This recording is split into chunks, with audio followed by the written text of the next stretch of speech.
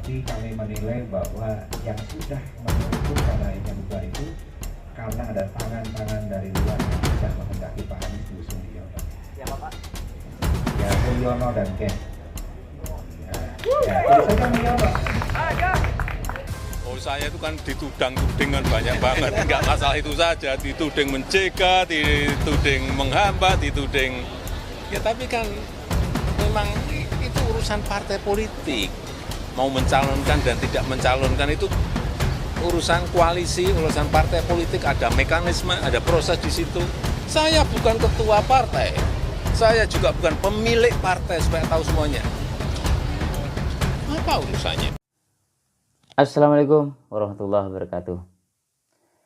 Sobat sekalian, Anies Baswedan maju dalam pilkada tahun 2024 gagal.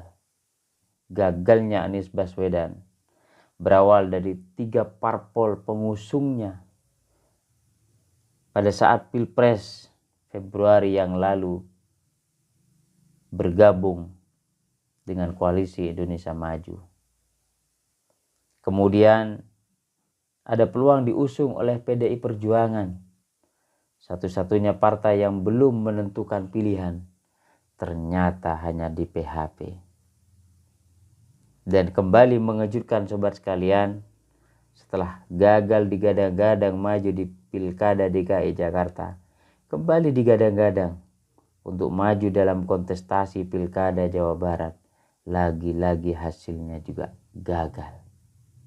Kegagalan ini disebut-sebut ada yang menjegal, bahkan menyebut ada sosok Mulyono yang melakukan penjegalan. Ada sosok Mulyono yang bertanggung jawab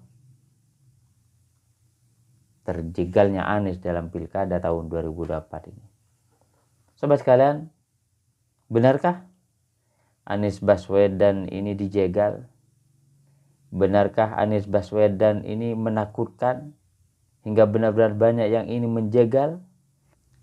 Atau memang alamkah yang tidak menghendaki Anies Baswedan untuk kembali dipercaya memimpin Jakarta ataupun di Jawa Barat, sobat sekalian? Mari kita mengingat kembali bahwa siapa sebenarnya sosok Anies ini.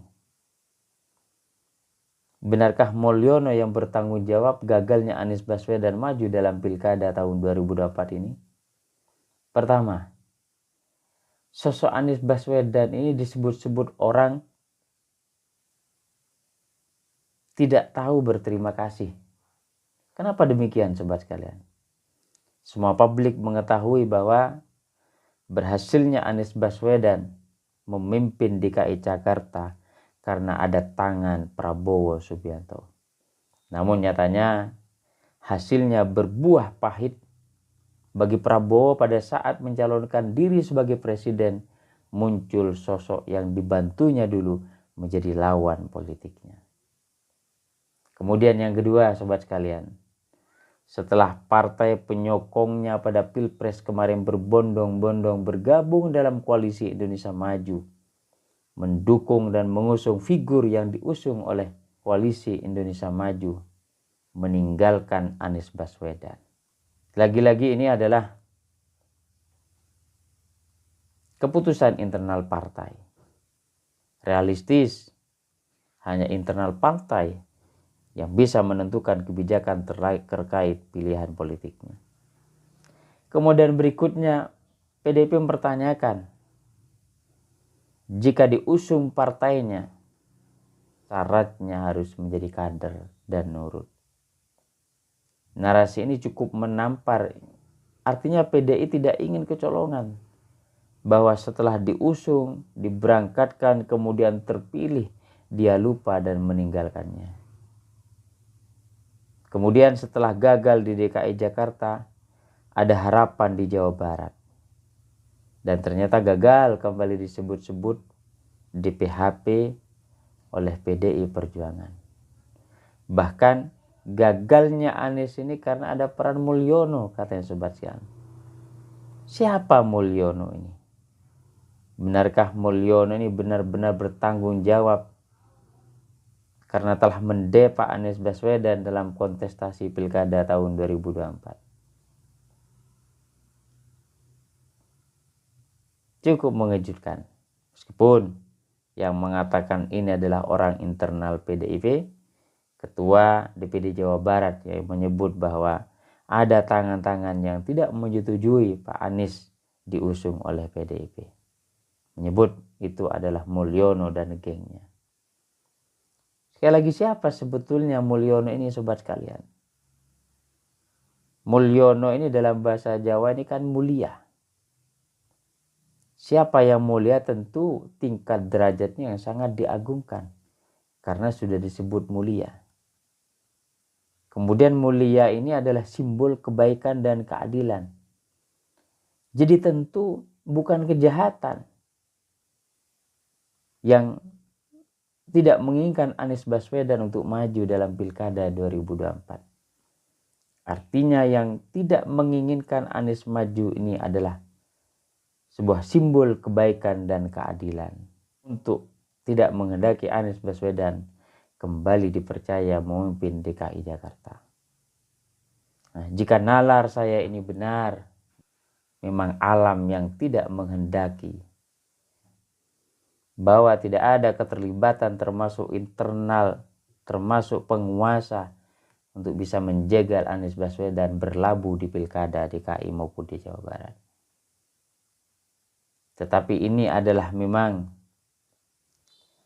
sebuah kebijakan yang langsung diberikan oleh alam terkait dengan bagaimana sepak terjang Anies Baswedan. Ketika dulu diusung, kemudian diberangkatkan hingga berhasil pada saat menjadi pemimpin di DKI Jakarta. Kemudian beralih menuju kursi calon presiden melawan Prabowo Subianto yang kita tahu bahwa Prabowo lah yang mendorong, kemudian membantu dan memberangkatkan Anies Baswedan sehingga terpilih. Saat ini Anies Baswedan bersikukuh meskipun dijegal tetap akan melanjutkan perjuangannya. Katanya ingin membuat partai baru. Kita tunggu saja.